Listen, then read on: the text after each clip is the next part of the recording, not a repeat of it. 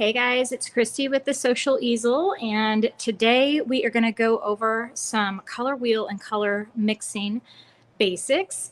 And we are celebrating the Social Easel's 10th birthday. So all week long, we are doing little inside peeks of what it is like to learn to paint with me inside our tribe, because part of that 10th birthday celebration is opening doors to new members. So this is going to give you just a sneak peek inside what it is like to learn to paint with me on a monthly basis. We have some studio sessions. You'll get a more in-depth view of the color wheel and color mixing inside of Tribe, but it's really just something that we combine into a lot of the paintings that I teach, and we go back to these foundations when I am teaching you different paintings. So for today, I want to just explain the color wheel to you. Like I said, some very basics. I'm going to show you with some of the leftover paint from the sunflowers painting that I'm working on this week, how colors work together on the color wheel, and to help you learn how to fully understand how colors work, how to make vibrant, bold colors, and how to create soft neutrals, and to maybe take away brightness, to desaturate a color if it's too bright in your paintings. We're also going to touch base on the value scale and what that means, the tints of a color, the shades of a color. This is just from a previous lesson that I thought was just a great viewing point for you to kind of see what we're talking about here. So to begin with, I just want to go over the very, very basics of a color wheel. You've got your warm colors on one side. So when you think of warm, think of fire.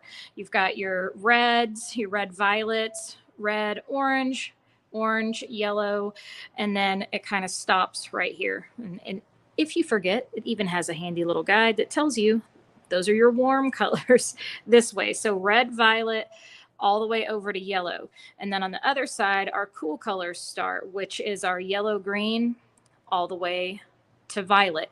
So first and foremost, those are your cools and your warms. And you'll notice when I set up a palette, I like to keep my paint kind of in the same order as the color wheel. So I keep my warms up at the top, my cools down towards the bottom. And a part of the reason I do that is because I know these colors can mix together when they're next to each other on the color wheel. Anything next to each other on the color wheel, we know is going to look pretty when blended together, and it's not going to desaturate the color in any way, shape, or form. If I was to mix my yellow and purple together, however, they are opposite on the color wheel. So in that case, when I add purple to yellow or yellow to purple, because they're opposite, it is going to desaturate. Let me switch over here and show you what that means. So when looking at the color wheel, it has this handy little guide. We've got the option to add yellow. So we know purple is across from yellow. They're opposites on the color wheel. So when I add yellow to purple, look what it does to the color.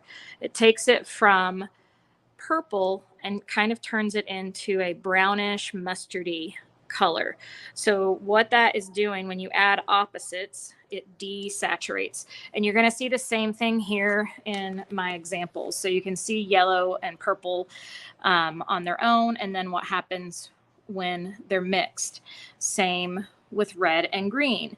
Opposites on the color wheel, when you mix them together, you get kind of a burgundy color, okay? Blue and orange, you're going to get more of a darker, like slate grayish blue. So it's taking the vibrancy of those colors and kind of taking it down a notch.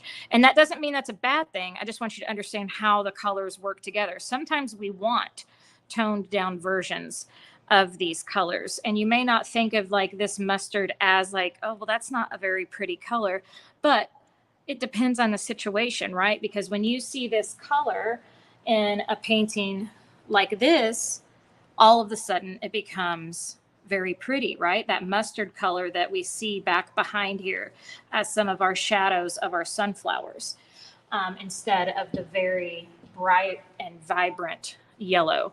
The next thing that we want to talk about is the value scale. Anytime you are adding white to a color, it is creating a tint of that color. So you have a value scale is from black to white.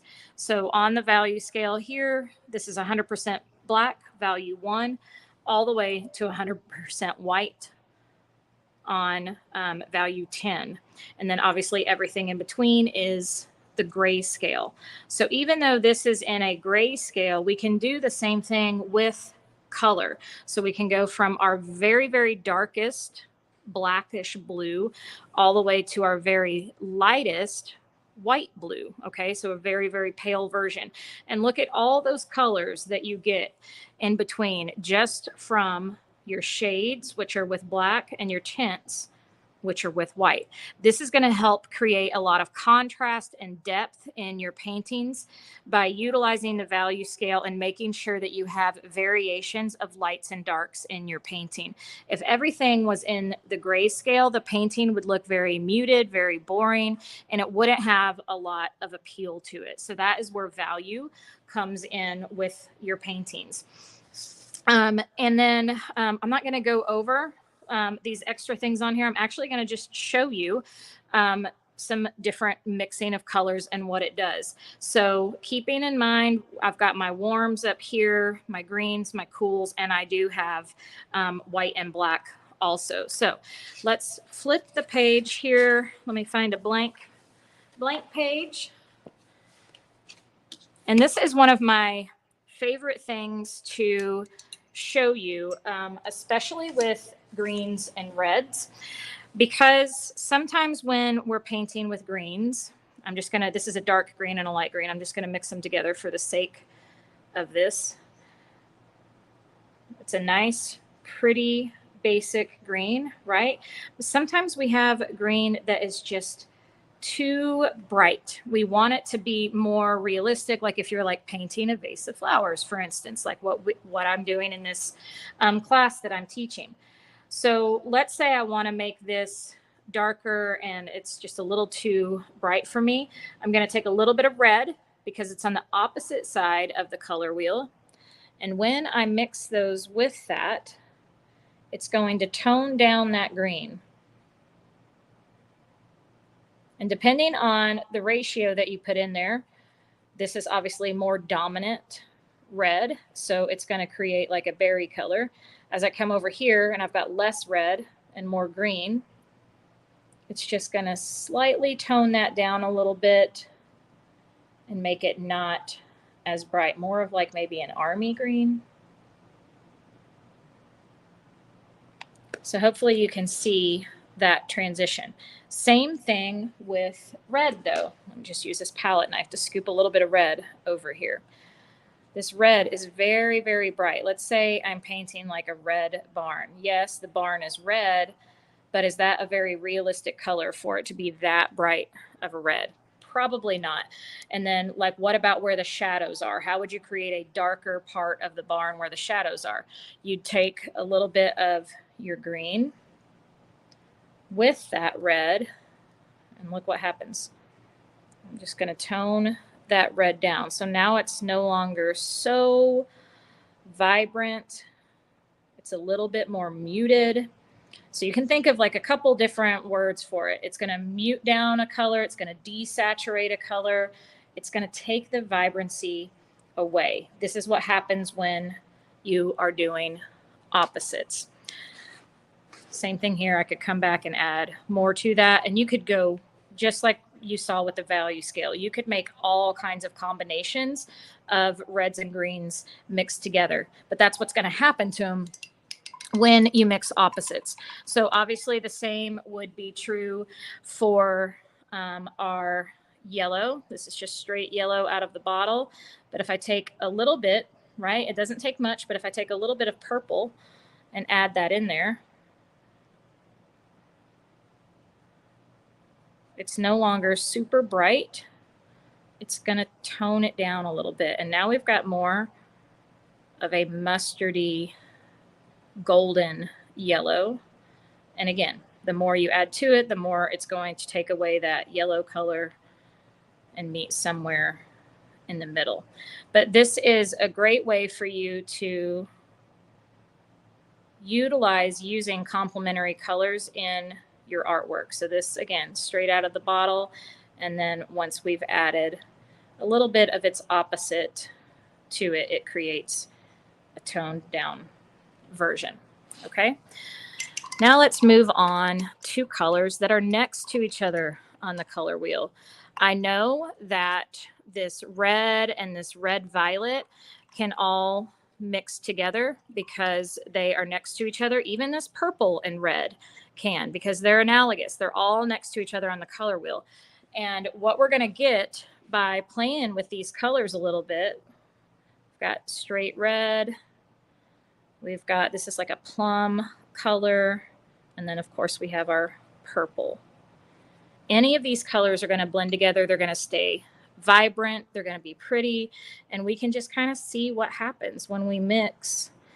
This has got a little bit of all of them. And it's just going to make a new berry color. What about if we just mix the purple and the plum together? Maybe add a little bit more dark to that. And what I would recommend doing is just making a bunch of swatches. So just start playing with these different colors and seeing what you come up with. You're going to make your own brand new paint colors that are going to be unique to you because your ratio of what you mixed that paint is unique to you. So this is red. What happens when we add purple to it? We're going to get an even darker, more burgundy-like color. So purple and red are going to make a deep burgundy plum color.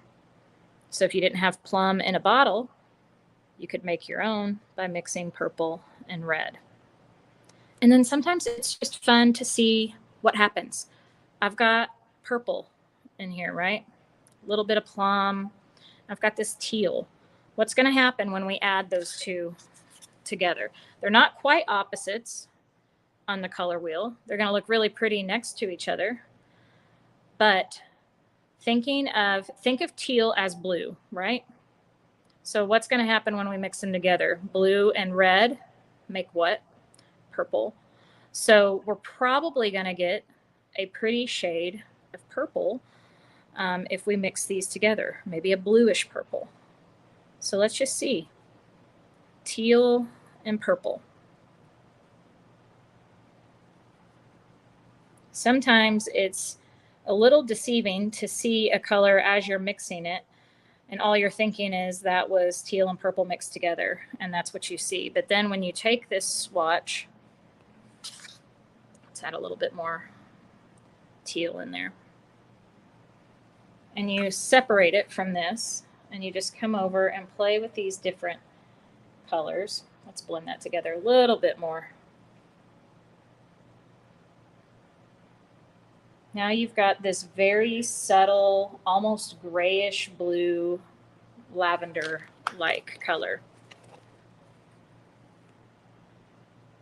It would even make a pretty color for water, almost like a cornflower blue. But what I encourage you to do, and what I encourage inside of my tribe, is to not be afraid of color, because once you understand how it works, sometimes this is, for me, the funnest part of painting, is just blending colors together and seeing what I come up with. So that is just a little bit to show you of one, how I talk about color, how the color wheel works, some basics for you.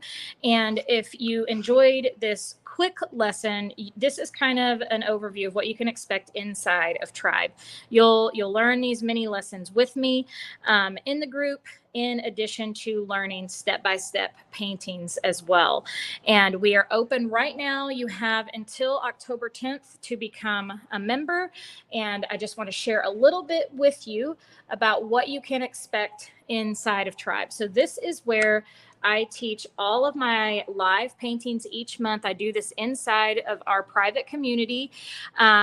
For all of our tribe sisters. That's what we call ourselves. So you get 2 new lessons with me each month, and you also get access, immediate, instant access to over 175 tutorials that I have taught over the last 5 years inside of Tribe. In addition to that, I do a devotional each month inside of the group. We also have a guest artist or speaker each month. And then all of the time throughout Tribe, we do contests and bonuses. And I love giveaways. I love doing prizes. And it's just a great supportive community. Instead of you going at painting alone, you have a group of like-minded women that are there with you that may be going through some of the same struggles that you're going through, but also having the same wins that you are. And being a part of Tribe is going to give you a chance to reach your goals with painting faster because you have that ongoing support through your entire art journey with our community and with me as your teacher and your guide. It's going to give you support, community, accountability. If you have trouble with something, troubleshooting, live Q&As, it's going to give you a chance to have someone to talk to and share those concerns with so that you can reach your goals faster and learning how to become a better artist. So we would love to have you become a part of that group. You have until October 10th to join us. It is $47 a month or $470 for the year. And that is the equivalent of you getting 2 months for free.